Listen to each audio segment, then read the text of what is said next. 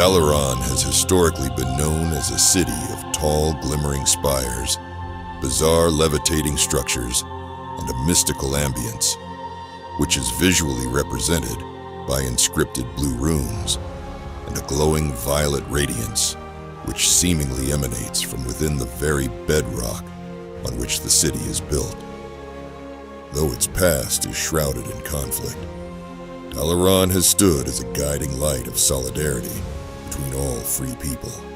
She exemplifies the resilience of civilization against chaos and barbarity. Her magic represents the enduring power of hope to inspire and even restore in the face of overwhelming adversity. Dalaran was the capital of the Majocratic nation of the same name.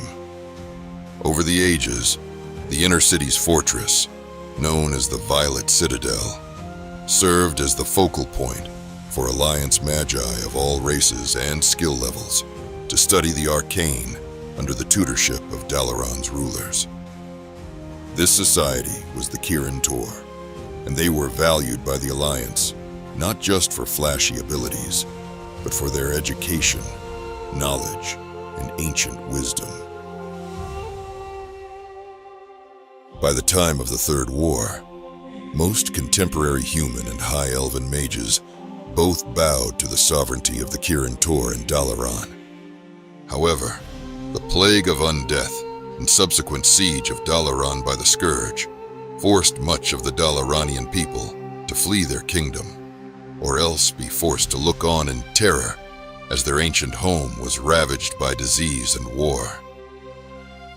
The outskirts of Dalaran was the location of the greater demon Archimonde's summoning, with the city's defenders weakened by the Scourge and magical shields depleted.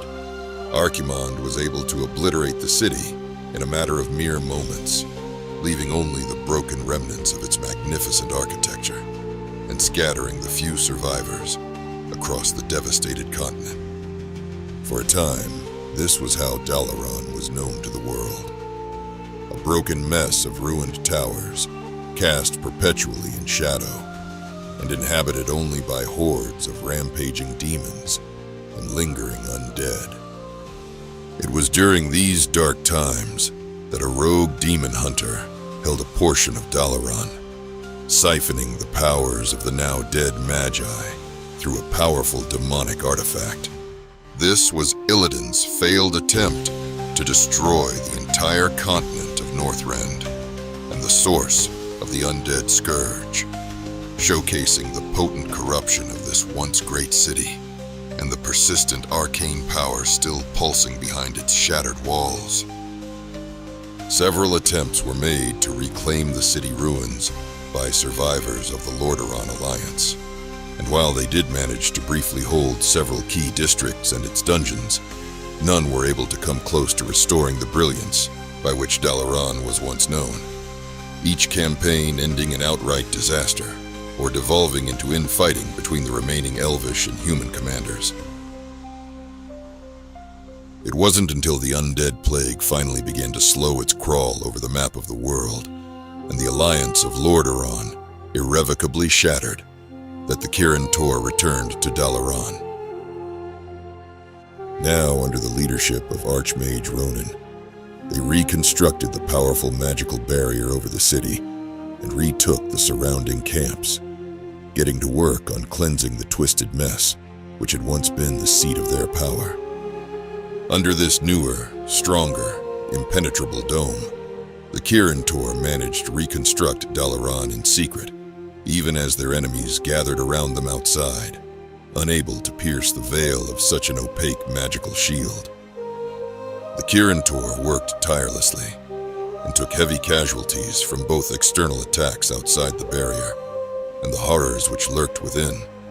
But after years of struggle, Dalaran was finally restored to its former glory, and Archmage Ronan ordered that the city be magically floated into the sky, so that no ground assault by the undead could ever reach them again.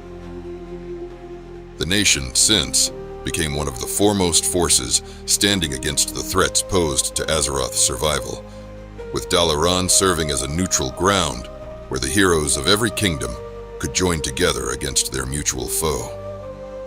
A place where all were welcome, no matter ancestry or creed, as long as they stood together as brothers against the endless dark. From the icy clutches of Northrend to the demon-infested shores of the Broken Isles, and even the underground continent of Kaz Algar, Dalaran has appeared wherever she is demanded most, a great beacon in the sky to remind those fighting across the world that help is never too far out of reach, that no war cannot be won, and that no defeat, however insurmountable it may seem, means the end. Dalaran proves that even as men fall to darkness and kingdoms fade, hope cannot be destroyed, as long as there are those who are willing to pick themselves up and shine bright once again.